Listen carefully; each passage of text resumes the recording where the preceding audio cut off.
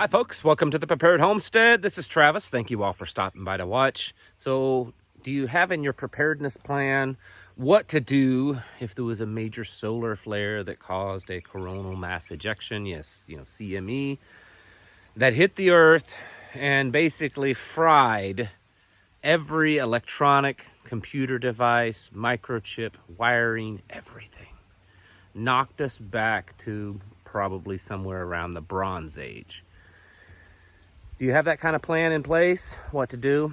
Well, if not, you probably should start thinking along those lines because just a few days ago, the sun, in fact, did spew out a solar flare of that magnitude. Now, fortunately for you and I, it was not in the direction of the Earth. So we were in no danger of being hit by it. But many scientists say and believe that we are due for one. If you look at past events like the Carrington event back in the 1850s, where it was so powerful, even though there wasn't a lot of technology back then, that it set telegraph lines on fire and actually caught buildings on fire that had some wiring in them for telegraph lines, that it just melted the stuff and set it on fire. It was such a powerful event. And so it is something that should be on your radar when kind of setting up a preparedness plan. And I understand that there's so much going on right now in your face with politics, with the health crisis, with all kinds of stuff that may be something of this magnitude. You're like, it's like what's the chances of that happening? I'm not going to worry about it. But it could happen. Before we get started on this, I do want to mention, I do every once in a while, that I partner with a company called My Patriot Supply. You've probably heard of them. They manufacture some of the best and best valued emergency freeze-dried products for long-term storage. A lot of my listeners use them and really have been satisfied, overly satisfied. We buy their products. It's not the only thing that I recommend that you do for food. There's other products and other things that you should do putting food back. But it doesn't hurt to have some of this long-term food storage type food because there's really nothing you have to do with it. It's freeze-dried, it's sealed in Mylar bags and buckets. And there's not much you have to do to it other than just reheating it with hot water and you're ready to go. So if you want to click on the link down below in the description, if you're interested, you can find some information about that company. Anyways, so on to this solar flare event that happened just a few days ago. You won't probably hear much about it in the news because they're too busy telling you, all the garbage that they tell you. Don't depend on them. That's just my free tip for the day. The free tip is don't believe what the news tells you to believe. Anyways, so I'm no scientist, but from what I understand, this thing was quite large. Large enough to most likely what they believe to completely fry the planet. Not fry you and I, but fry electronic devices. Computers, communications, all that kind of stuff, completely eliminated. And there's a couple of things going on here with this that you should be aware of. Number one, the solar cycle that we're in tends to cause more of these large ones. While the solar cycle is kind of in a minimum state because of this grand solar minimum, what it does is it produces much more powerful flares. And so the odds of it happening, and so there, like I said, there's definitely enough scientists out there to take note and listen to that believe that this level of event could happen within the next decade or less. I think it's worth kind of paying attention to, and it does seem that this kind of cycle happens, and because the last one happened 150 years ago or so, or more, it does, I think it's worth paying attention to.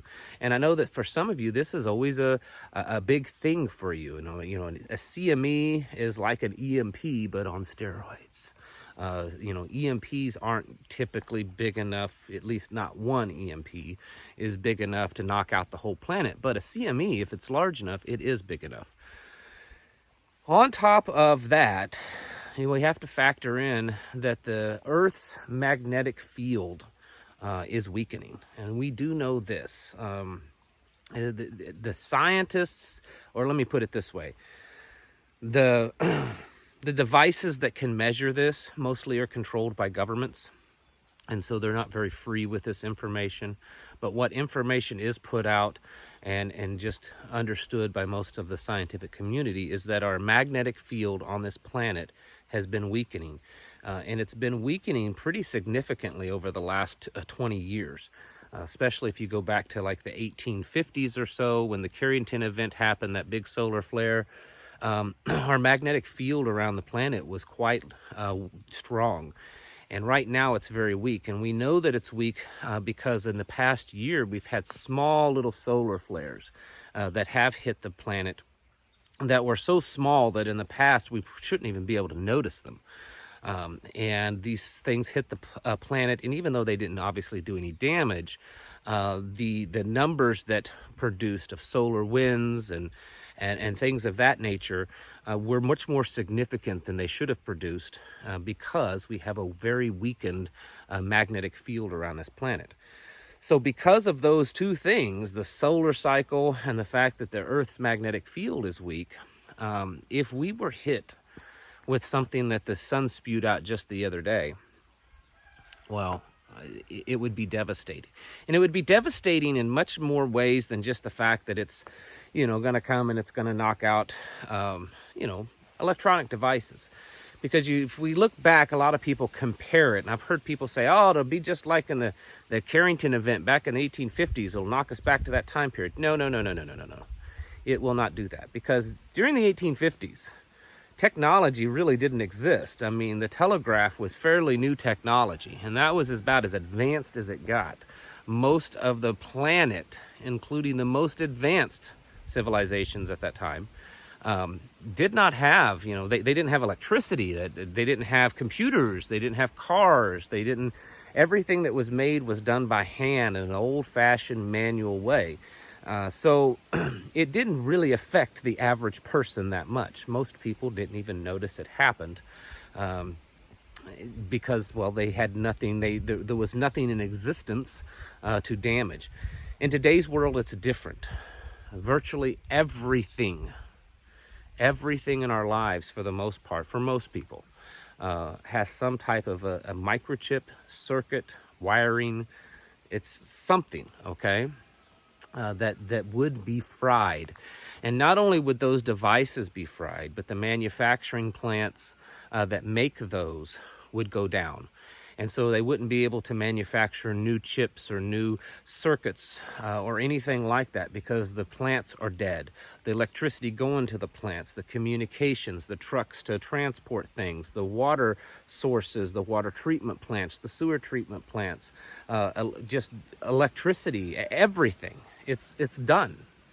It's completely done. And so, and on top of that, during the Carrington event in the 1850s, like I said, not only did the people not have the technology we have today, the people that existed then, they knew how to survive. Like, their lives didn't depend on the telegraph. They knew how to go out and grow their own food and build their own house, because that's how most people lived, the vast majority of the population. In today's world, we have very, very, very small percentage of our population is capable of surviving, has the knowledge to survive, has the skill, has the tools that are needed to survive in a primitive world. It would be absolutely chaotic. It would be a true apocalypse that on a level that I think humanity probably has never seen. Doesn't mean that I'm saying it is going to happen, but I think the odds of something like this happen seem to be increasing with the fact that the magnetic field around the planet is weakened and the solar activity of large solar flares have increased. And because the magnetic field is weakened, it would not take as big of a solar flare to do that level of damage. So I know that I get on here and I talk about all the stuff that goes on. And you folks are quite aware of it. You send me emails every day. Keep doing it. That's fine, because I read as many as I can. And you're aware of all this stuff. They're going door to door now with the. We heard about it last week or so that they said they wanted to do it. Well, in fact, there's been reports of it all over the United States now. Pictures. It's even in the news that it's happening. We're seeing just the absolute audacious intrusion upon our lives, and we're also seeing the segregation of America happening once again between the left and the right, and the ones that are covered by the thing and the ones that aren't. It's getting worse, and so thinking about something like a solar flare may be the furthest thing on your mind. It just may not be anything that you want to consider right now, because you're so focused on all this other stuff. You're focused on, in 6 months, will you have to make a decision whether to go to the grocery store and purchase food and bow down and kiss the hand, or will you have to just, bug out or live off the land on your own and not have the right and privilege to go and purchase anything anymore because of the laws that are being changed. But let me tell you, this whole solar flare thing, it's very possible. And it could be that black swan event that throws everything off. It also could be potentially the increased threat of it could be one, not the only, but certainly one of the things that are causing, world elites to kind of ramp up their takeover.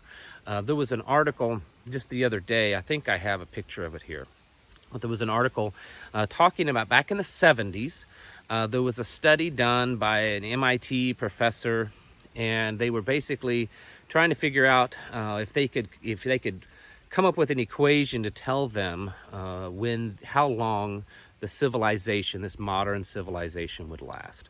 And basically they came up with the year 2040. They said that it would start drastically declining in 2040, maybe a few years before then, and by 2050 it would just be in complete disarray. Not meaning that humans wouldn't exist or anything, but that civilization, this modern civilization, we will have gone too far with technology, too far with population growths and all this kind of stuff, and that it would collapse. So some recent new professors and students have taken that study from the 1970s, and they re-examined it, and they wanted to see if it was still true, if they could come up with the same numbers, if it was a worthy study, or if it was just something that some oddball numbers that they come up with. And so they basically redid the whole thing, and they came up pretty much with the same answer, the same conclusion.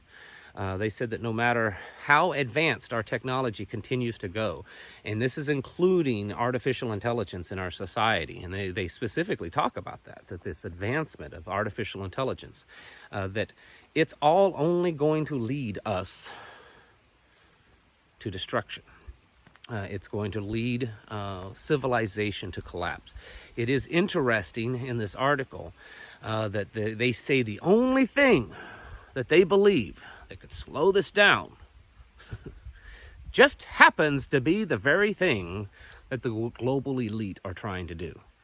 This crackdown on on food production, crackdown on human production, crackdown on greenhouse gas emissions, and all this kind of stuff, and cut back on the amount of food that we eat and the amount of food that's grown, and on, all this kind of stuff. So it does kind of make you think that that could be the direction that we're heading as a civilization, of just utter destruction because of what's happening. If we continue going down this far progressive Marxist path that it just seems like most of the global elites in the world are pushing, destruction certainly could be in our future.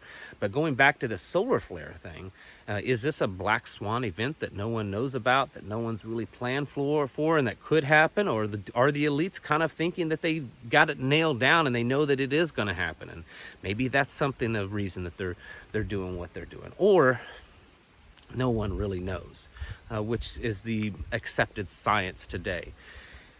It does seem that the odds, I don't have the exact numbers, so you can't go to Vegas on these odds, but it does seem that the odds are implying that there's a greater increase of us experiencing this, catastrophic level solar event in the next 5 to 10 years. So what we saw the other day with the sun spewing that out, that's exactly what could happen. And it could happen, but just pointed directly at us and not out into space. And folks, if that happens, just sit back and play that scenario out in your head. Everything's done. Water, food, electricity, heat, air conditioning, public services, infrastructure, everything, it's going to start collapsing. You're not going to be able to drive anywhere. You're not going to be able to buy anything. You're not going to be able to do anything. And the amount of people, the mass panic that will set in with people will be absolutely catastrophic. So being that it does have a chance of it happening, personally, I think probably a greater chance than something like, say, Yellowstone erupting. I think it's definitely worthy of setting aside some plans on what to do. And really the best plan is, number one, have a plenty good food supply and a plan to increase your production of food. But also you need to have tools to do all the things that you need to do that are primitive, that are not electronic. My understanding, and I won't go into this because the video is I'm about done with this. My understanding is on a major CME event that the radiation levels will be so high, or that the radio wave levels will be so high that your most Faraday cages won't even protect from that. Now, I could be wrong, and if there's some experts, chime in, but from my understanding that Faraday cages work okay with like EMPs that are man-made, but large solar flares capable of taking out the whole planet, that most Faraday cages just are not going to be effective at all. So if that's the case, it doesn't really matter how much stuff you have unless you're able to really bury it deep. You need to have the things that are more primitive, more old-fashioned, old tools to do things, to heat your home, to grow your food, to gather water and to purify it, which is something that I always recommend, especially to have for as a backup. And as homesteaders, they actually come in handy. I enjoy using a lot of the old-fashioned tools over modern electronic and machines. In the end, a major event like this, a major solar event, is survivable. It appears throughout history, and we can make it through it. It doesn't really affect our bodies, it just affects the technology. And so we have to be prepared for the day that technology no longer exists and stop being so dependent upon it. All right, folks, thank you all for watching. I'll catch you in the next video.